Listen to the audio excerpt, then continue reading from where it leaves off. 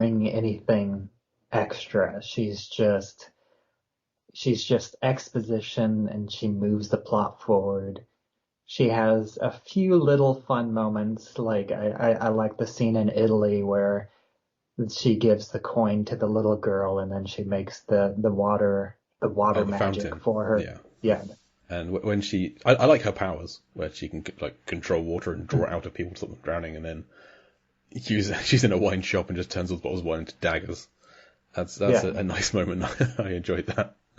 And So like in the desert, she pulls like a little bit of moisture from Aquaman and in order to make the machine run. And then and then of course they follow it up with the joke is I could have just peed on it. yeah, I prefer what she does to his response there. That feels like very childish, like bro-ish, laddish humor. But for me, which I'm surprised that you don't go to this, like from an engineering standpoint, it's like that the peeing on it is like the simple, obvious solution, and then her solution is like the over-engineered solution. That is true. Yes, it would have been quicker and simpler, and peeing on it uses up some waste. It's recycling. It's better for the environment if he pees on this rather than drawing out the water. He could be used for something else. So you're right. But I do love that scene. That feels the most like inspired by Indiana Jones. It feels like Indiana Jones style storytelling, Yep. Yeah, there's where a whole. like that and the whole bottle in the statue, like those little moments I think is the exposition done well, Yes. because it is showing that Aquaman is not just this loutish brute, but he actually has knowledge with him, just pointing to the different statues and identifying them immediately, because he's a smart guy too, like he knows his stuff. Yeah. Yeah. I enjoy a good treasure map movie, and that's a good point, a good part from that. My one issue with that scene is, as happens, I think at least 3 times in the film, there's like a nice peaceful moment and things are going well, and there's just a giant explosion from behind the main characters and the battle ensues. It happens there. It happens with Nicole Kidman in the opening, and there's another bit. There's when Orm and Willem Dafoe, not Willem Dafoe, Dolph Lundgren are talking to someone there. It's just several times giant explosion interrupts a scene I was enjoying and paying attention to. But it's all part of it, I guess. We want action in these films. That's what I want Which to. I do like the action in this film too, because Yes. I think that James Wan does a good job of recreating what's basically become the Zack Snyder style of fight scenes, with the moments of slowing down and speeding up. But I think he does it a little bit better, and he adds these interesting camera angles, which makes it feel a little bit different. And he doesn't just do like the slowed down close up of like a foot hitting a guy's face Yes, kind of especially thing. with the fight early on with Nicole Kidman and the Atlanteans, Stormtroopers. That's an incredible fight sequence, the camera's spinning all over the place and flying up in the air and whirling around, and Mm. was very unique. I think I hadn't seen that Yeah, kind of thing before. and it never goes that heavy again, but it has aspects of that in most of the other fights as well.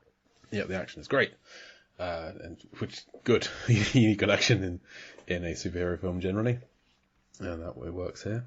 Have there been other incarnations of Aquaman, like other than I know you delve into like older films as well sometimes, but some of the lesser ones. Have there been older Aquaman films? I can't think of anything before the Super Friends cartoon. There was around the Smallville period, they did a one-off pilot with Justin Hartley, who played Green Arrow in Smallville, and they tried to make that into a Smallville-esque series, which was initially going to be called Mercy Reef.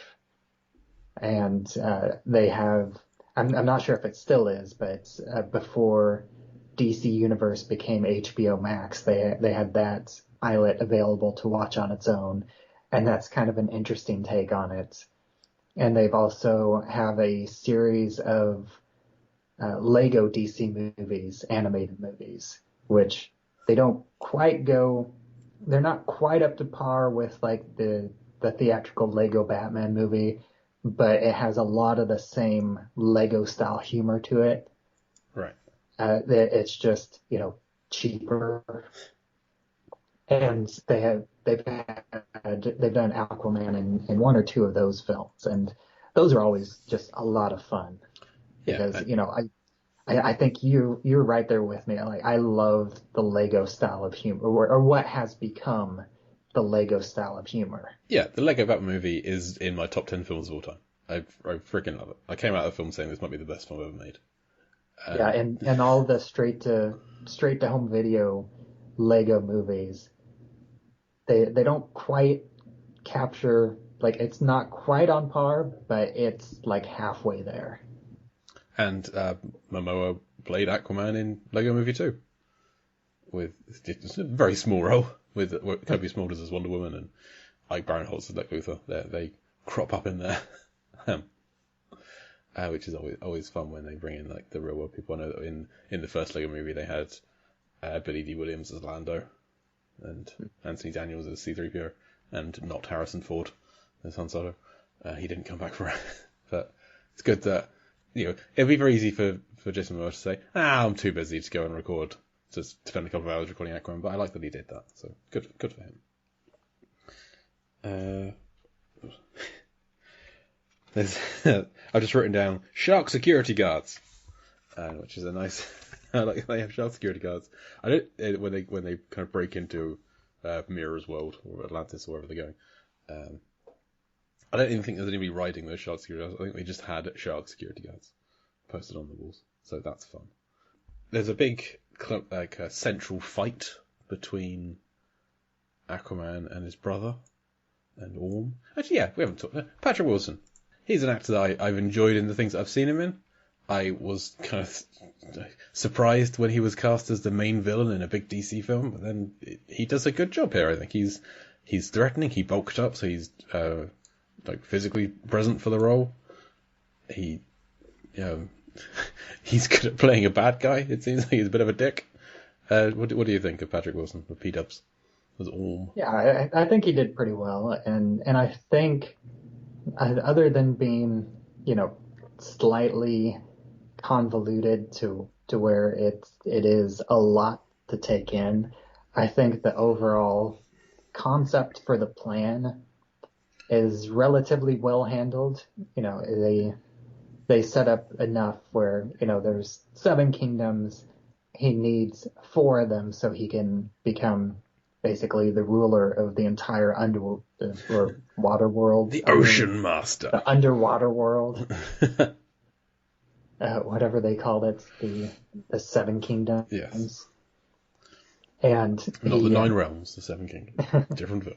And he also uses Black Manta as basically creating a threat that doesn't exist and using that to build off of the fear that the other underwater kingdoms have of the surface dwellers. And I think they did that pretty well too. Well, he says that he's not allowed to attack humanity himself. He needs humanity to attack him first. And I'm like, well, according to whom? Who's stopping you here, man? But fine. And then his first retaliatory action is to cause a tidal wave to throw up all of the debris from the ocean, all the shipwrecks, all the plastic waste, everything that's littering the ocean. And I think, if you could do that, why haven't you done that before now? Like that's. They always say that the best villains, you can kind of get behind them.